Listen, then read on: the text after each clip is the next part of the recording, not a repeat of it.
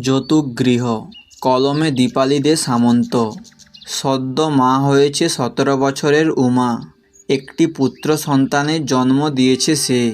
স্বাভাবিকভাবেই সবাই খুশি। বাড়িতেই দাইমার সাহায্যে শিশু সন্তানের জন্ম দিয়েছে উমা।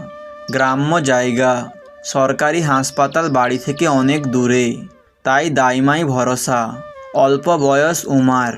একটা বাচ্চা জন্ম দেওয়া তো চারটিখানি কথা নয়।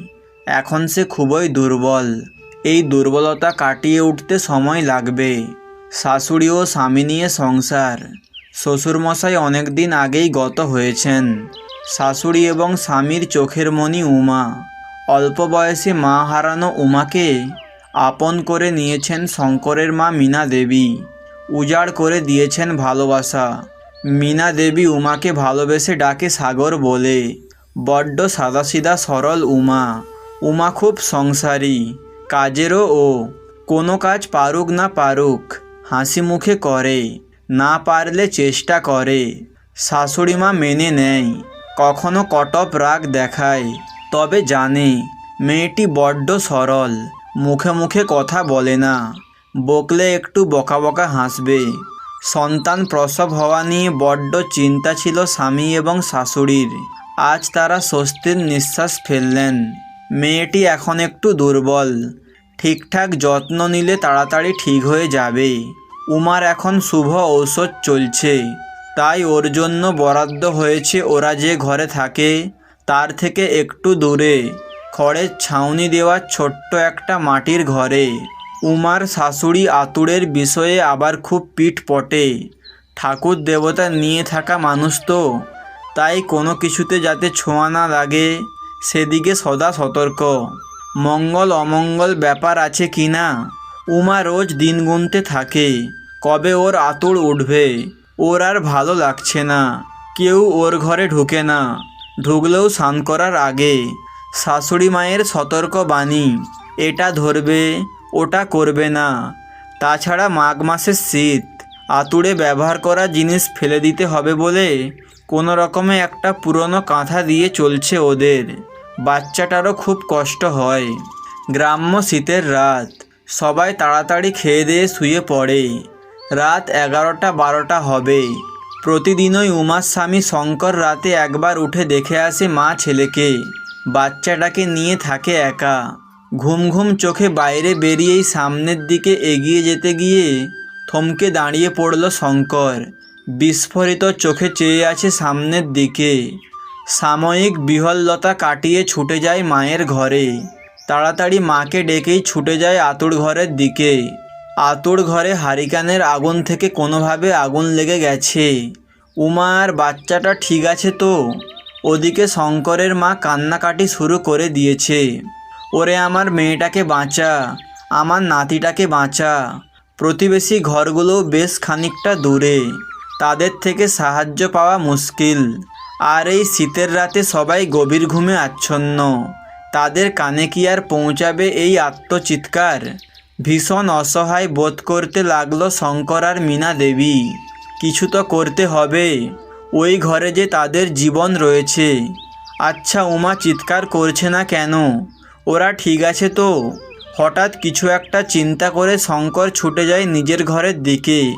ঘরে থাকা একটা কম্বল নিয়ে এগিয়ে যায় আতুর ঘরের দিকে।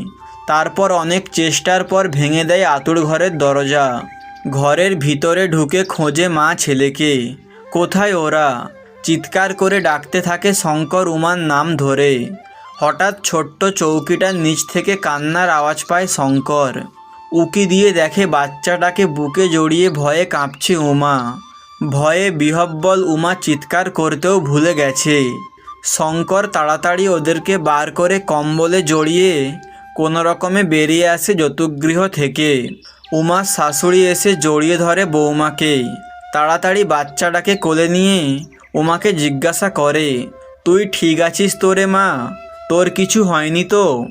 শাশুড়িকে জড়িয়ে হাউ হাউ করে কেঁদে ওঠে উমা। হাত পা এখনও ভয়ে কাঁপছে। মীনা দেবী উমার মাথায় গায়ে হাত বোলাতে বোলাতে বলেন, কিচ্ছু হয়নি মা, কিচ্ছু হয়নি। এই তো আমরা আছি তো, কিচ্ছু হয়নি তোর। তারপর মা ও শিশুকে নিয়ে এগিয়ে যায় ওদের শোবার ঘরের দিকে। শঙ্কর ভীষণ মনক্ষুণ্ণ ওর মায়ের ওপর। মানুষ আগে না নিয়ম কানুন? ওর মাকে কতবার বলেছিল ওদের শোবার ঘরে আঁতুড় মানাতে।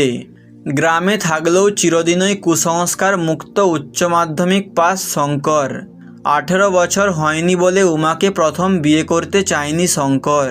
কিন্তু মায়ের অনুরোধ ছিল মা হারা মেয়েটাকে যেন তাড়াতাড়ি বিয়ে করে নিয়ে আসে। অনেক বিষয় নিয়েই মায়ের সাথে তর্ক বেঁধে যেত শঙ্করের, কিন্তু মায়ের সাথে পেরে উঠত না। একটা মাস তো কম নয়, একটা মাস আঁতুড় মানাতে হবে ছোট্ট একটা কুঁড়ে ঘরে, জেনেই প্রতিবাদ করেছিল শঙ্কর। কিন্তু মায়ের কঠোর নিষেধাজ্ঞার কাছে ধোপে টেকেনি সে প্রতিবাদ। অল্প বয়সী সাদাসিধে উমাকে নিয়ে খুব চিন্তা ছিল শঙ্করের। আজ যদি একটা অঘটন ঘটে যেত, নিজেদের ক্ষমা করতে পারত কি? অনুশোচনায় দগ্ধ মীনাদেবী শঙ্করকে বললেন, রাগ করিস না বাবা, এমনটা হবে ভাবতে পারিনি। আগাগোড়া এরকম নিয়মই তো হয়ে এসেছে। আমিও তোর জন্মের পর তোকে নিয়ে আঁতুড় ঘরে এরকমভাবেই ছিলাম। ঠিক আছে, বাকি দিনগুলো না হয় তোদের ঘরে আঁতুড় পালন হোক। খুব শিক্ষা হলো। শঙ্কর মাকে বলল, মা আজও এই কুসংস্কারের জন্য কত প্রাণ চলে যায় তুমি জানো? ঠান্ডার মধ্যে একটা খড়ের চাউনি দেওয়া ঘরে তুমি মা বাচ্চাকে রেখেছ। ঠান্ডা লেগে বাচ্চার শরীর খারাপ হতে পারে, শরীর খারাপ হতে পারে মায়েরও। একটা পুরনো কাঁথা দিয়েছ ওদের শীতে গায়ে দেওয়ার জন্য, নাকি আঁতুড়ের ব্যবহার করা জিনিস ফেলে দিতে হয়? মানুষই যদি বেঁচে না থাকে মা, কুসংস্কার নিয়মকানুন দিয়ে কি হবে? অনুশোচনায় দগ্ধ মীনাদেবী নীরব রইলেন। আজ আর তার কিছু বলার নেই। মঙ্গলময় ঈশ্বর ওদের রক্ষা করেছেন, এই অনেক। এই বিভীষিকাময় রাতের অভিজ্ঞতা ভুলতে ওদের সময় লেগে যাবে বেশ কিছুদিন।